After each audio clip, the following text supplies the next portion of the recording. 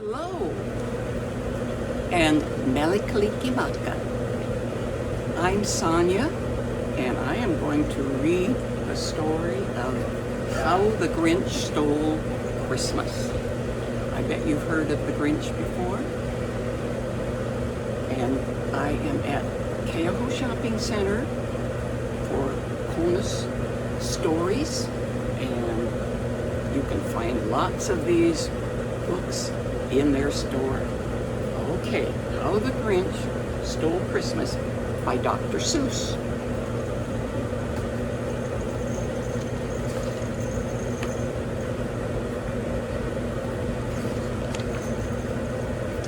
Okay, and we will begin. Every Who down in Who-ville liked Christmas a lot.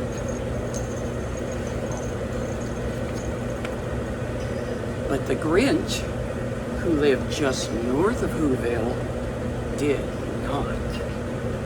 The Grinch hated Christmas, the whole Christmas season. Now, please don't ask me why. No one quite knows the reason. It could be his head wasn't screwed on right.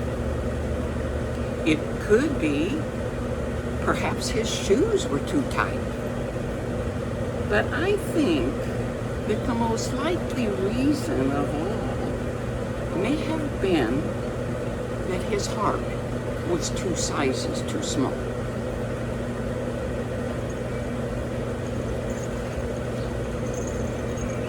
But whatever the reason,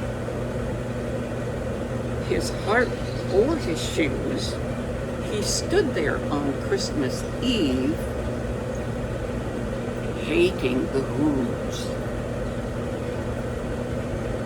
staring down from his cave with a sour, grinchy frown at the warm, lighted town. And the Who-ville beneath was busy now hanging a mistletoe wreath. And they're hanging their stockings, he snarled with a sneer. Tomorrow is Christmas, it's practically here. Then he growled, and with his Grinch fingers nervously drumming, I must find some way to stop Christmas from coming. For tomorrow, he knew, all the Who girls and boys would wake bright and early, they'd rush down to their toys. And then, oh, the noise. Oh, the noise, noise, noise, noise. That's one thing he hated. The noise, noise, noise, noise.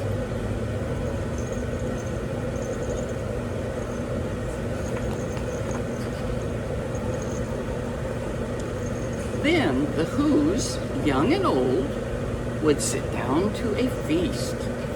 And they'd feast, and they'd feast, and they'd feast, feast, feast, feast. They would feast on Who pudding and rare Who roast beast, which was something the Grinch couldn't stand in the least. Here they are all eating. And then they'd do something he liked least of all. Every Who down in Who-ville, the tall and the small, would stand close together with Christmas bells ringing. They'd stand hand in hand, and the Who's would start singing. They'd sing, and they'd sing, and they'd sing, sing, sing, sing. And the more the Grinch thought of this Who Christmas thing, why, I must stop this whole thing. Why, for 53 years I've put up with it now. I must stop this Christmas from coming. But how?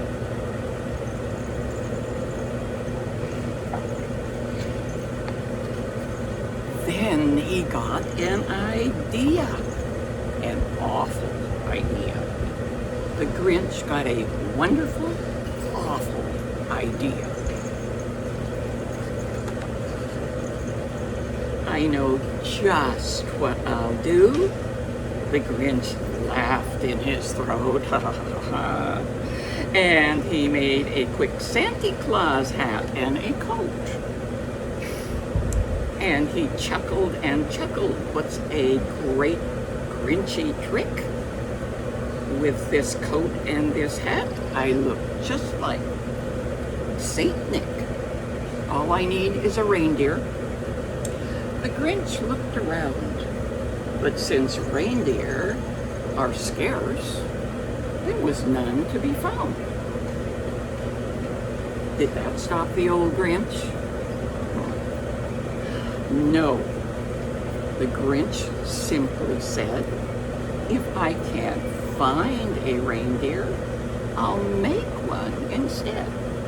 So he called his dog Max. Then he took some red thread and he tied a big horn onto the top of his head.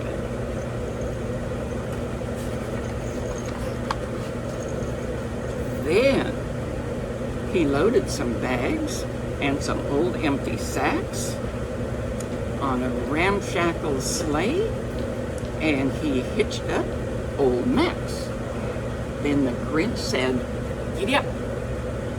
And the sleigh started down towards the homes of the Who's lay a snooze in their town.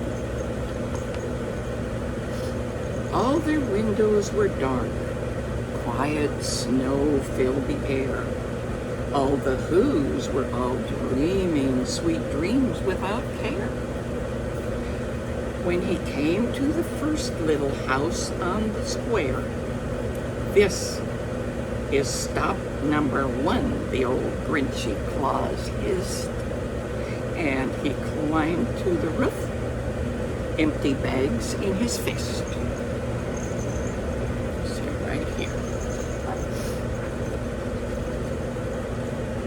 Then he slid down the chimney, a rather tight pinch, but if Santa could do it, so could the Grinch. He got stuck only once, for a moment or two. Then he stuck his head out of the fireplace flue, where the little Who stockings all hung in a row. "These stockings," he grinned, "are the first things to go."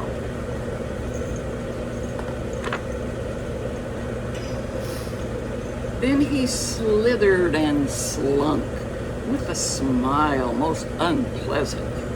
Around the whole room he took every present.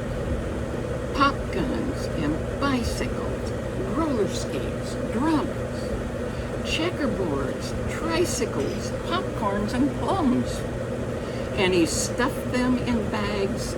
Then the Grinch very nimbly stuffed all of the bags, one by one, up the chimney.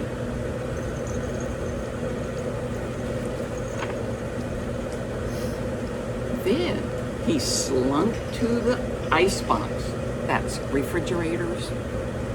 He took the Who's feast. He took the Who pudding. He took the roast beast. He cleaned out that icebox as quick as a flash. Why, that Grinch even took their last can of Who hash. Then he stuffed all of the food up the chimney with glee. "And now," grinned the Grinch, "I will stuff up the tree."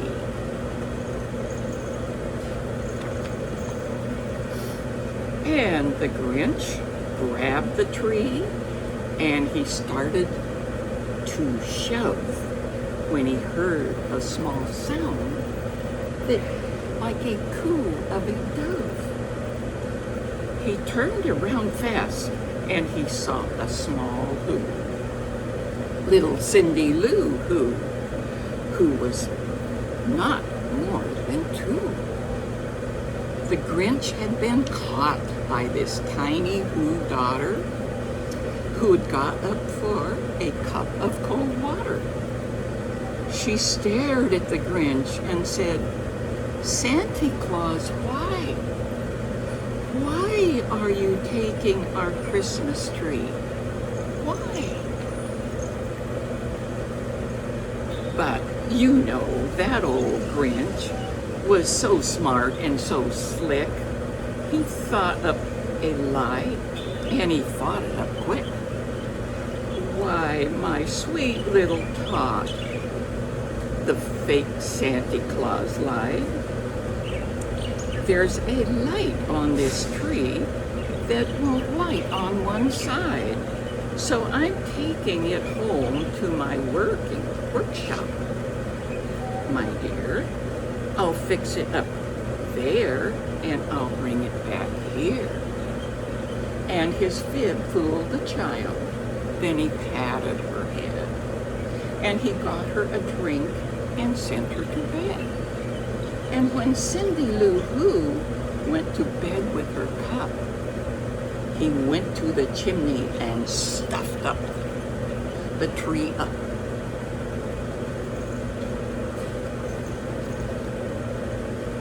Then the last thing he took was the log for their fire.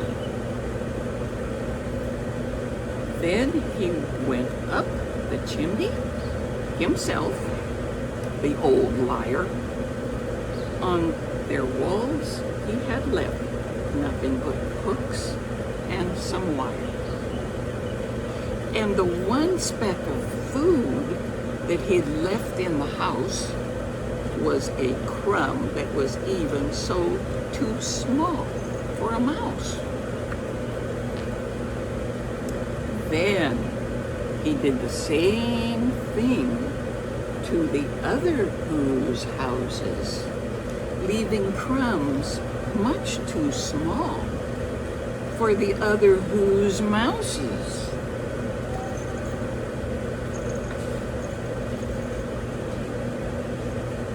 It was 1/4 dawn, all the Who's still abed, all the Who's still a snooze, when he packed up his sled, packed it up with their presents, the ribbons, the wrappings, the tags, and the tinsel, the trimmings, the trappings.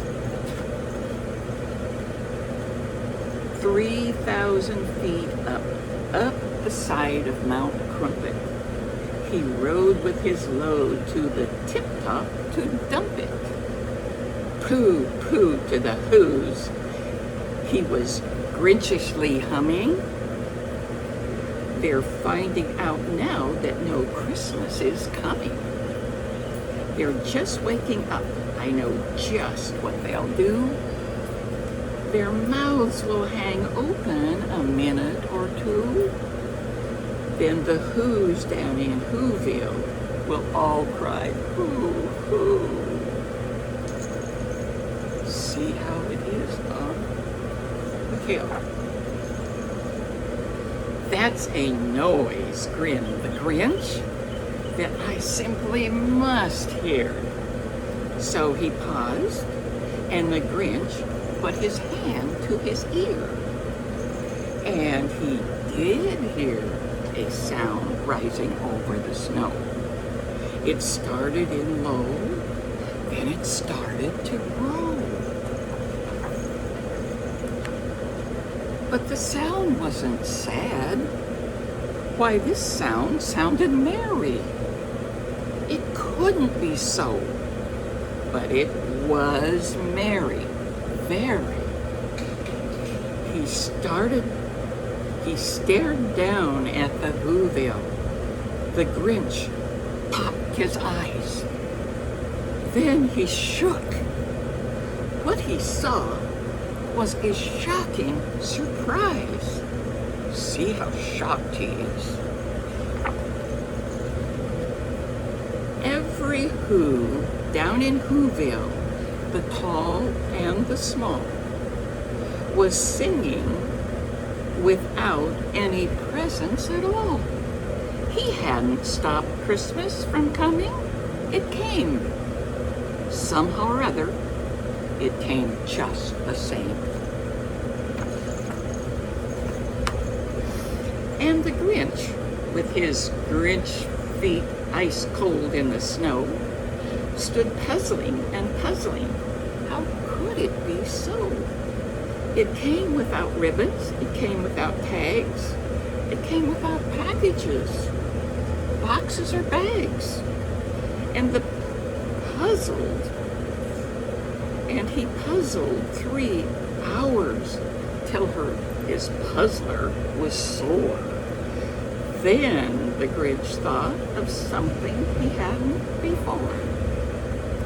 Maybe Christmas, he thought, doesn't come from a store. Maybe Christmas, perhaps, means a little more.